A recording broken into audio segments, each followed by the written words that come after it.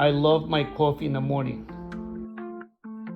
I get up, I go to my kitchen and get the water boiling. I have my special coffee pot.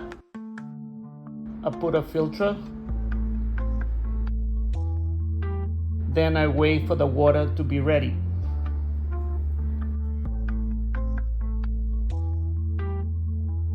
When the water is boiled, I pour it nice and slow. The longer it takes to drip, better coffee I'm going to have. I get my coffee from Costco's. It's a very good coffee. I pay $20 and it usually lasts me more than a month. I love my coffee in the morning with one of my healthy desserts. It makes it a good morning. Going out and buying breakfast, it can be more than $10. When we go out for breakfast, we can spend $10 a day. If we save $10 for 5 years, you will have saved $16,800 without interest.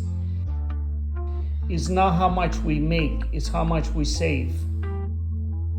If something works for me, I like to share.